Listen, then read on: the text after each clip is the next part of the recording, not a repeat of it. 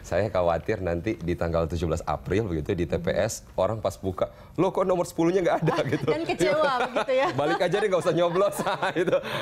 itu kita tidak harapkan begitu ya.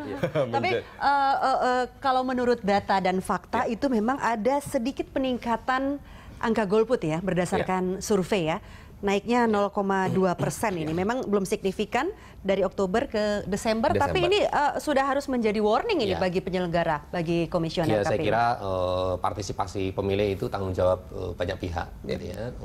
KPU terus mendorong masyarakat untuk menggunakan hak pilihnya, tetapi penting bagi peserta pemilu, baik partai politik, pasangan calon presiden, wakil presiden, juga semua caleg gitu ya.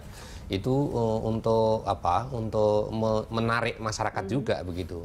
Nah, cara menarik perhatian publik itu bukan dengan cara melancarkan serangan yang begitu vulgar, bukan menyebarkan kebencian gitu. Itu menurut saya malah kontraproduktif begitu. Jadi menurut saya kita kembalikanlah nuansa kampanye kita ini kembali ke suasana yang menyenangkan, saling memberi pujian, saling menguatkan gitu ya, bukan malah suasananya begini tegang. Saya khawatir itu yang dirancang oleh KPU nanti juga dalam debat, nanti habis debat kalau tidak salah ada konferensi pers bersama gitu ya. Jadi itu bisa jadi ajang yang Pak Emrus bilang tadi, bisa dipakai buat nyanyi-nyanyi, pantun, puisi mungkin. Iya, tapi kalau sudah terlanjur tegang begitu ya. Jadi yang saya khawatirkan adalah suasana hiruk pikuk yang sangat semrawut ini itu malah membuat orang menjadi apatis. Ngapain saya ikut terlibat kalau berpolitik ternyata hanya menjelek-jelekan orang, berpolitik ternyata hanya menambah musuh gitu. Berpolitik malah saya banyak di unfriend misalnya di tapi kan ini sudah terjadi bahkan sejak 2014 dan berlanjut hingga 2019. Menurut saya eskalasinya memang dibanding 2014 dulu sekarang ini makin lebih tinggi. Nah, itu yang tidak disadari oleh banyak orang bahwa banyak orang yang nggak suka juga dengan cara-cara berpolitik yang seperti ini begitu. Nah, kemudian KPU, penyelenggara-penyelenggara yang terkait juga ini kan sudah sering mengingatkan kepada publik, kepada warga sebagai calon pemilih agar tidak seperti itu tadi berseteru bahkan bermaki-makian begitu. Tapi ini sudah terlanjur terjadi dan kelihatannya eskalasinya meningkat seperti yang Anda katakan semakin mendekati hari H. Betul. Kita menyadari bahwa semakin hari masa kampanye semakin mendekati babak akhir, tentu ketegangan makin meningkat. Tetapi kita harapkan kelompok-kelompok tengahan ini juga makin menyuarakan gitu, makin bersuara, makin tampil ke publik begitu ya. Kelompok-kelompok yang tidak terafiliasi dengan 01 atau 02 itu semakin memberikan dorongan, semakin juga media-media memberi ruang bagi mereka gitu. Jangan hanya acara itu perdebatan 0102 terus begitu, tapi juga memberi ruang bagi kelompok tengahan ini sehingga suasananya bisa lebih cair begitu. Iya. Kita ke Pak Emrus. Pak Emrus, hadirnya pasangan capres cawapres fiktif ini kira-kira akan bisa menggugah tidak sih capres 01 02 kita untuk semakin santai misalnya, atau justru akan semakin tegang, atau tepatnya seperti apa sih Pak Emrus suasana politik yang harus bisa kita ciptakan di waktu-waktu menjelang debat ini yang mereka buat. Namun yang mau saya sampaikan dalam parodi ini, saya pikir siapapun yang membuat parodi harus mendeklarasikan diri apakah itu mereka independen tidak di salah satu kubu atau memang ada di salah satu kubu. Artinya kalaupun di salah satu kubu nggak ada masalah, asal diberitahukan di awal atau di akhir daripada parodi mereka. Dan kalaupun mereka netral misalnya, mereka deklarasikan juga bahwa mereka tidak berpihak kepada satu dan dua misalnya seperti itu.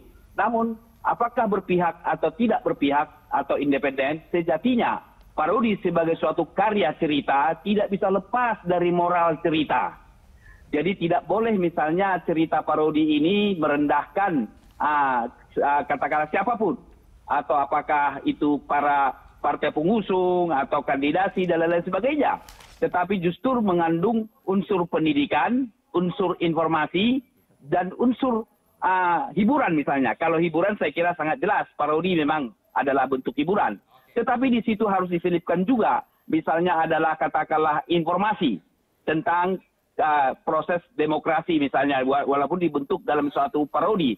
Tetapi juga tidak kalah pentingnya bahwa unsur pendidikan yang disampaikan di situ, sehingga bisa saja disampaikan dalam bentuk parodi, sekalipun berbeda pilihan, kita tetap bersahabat. Nah, Pak Emrus, terima kasih tadi, sudah memberikan pandangannya siang hari ini di Lansok. Kita juga harus mengakhiri dengan Pak Pram di Lansok hari ini. Kita berharap parodi ini terus berlanjut, tidak mempertegang ya situasi politik kita. Menyegarkan, membuat lebih santai, begitu ya. Nah, Mas Pramono, ini kita kelihatannya harus ke Polda beralih Metro Jaya. sebentar ini ke Polda Metro Jaya ya. Ada informasi terbaru dari sana. Mengenai ini kaitannya juga dengan KPU ini mengenai hoax 7 kontainer surat suara ya.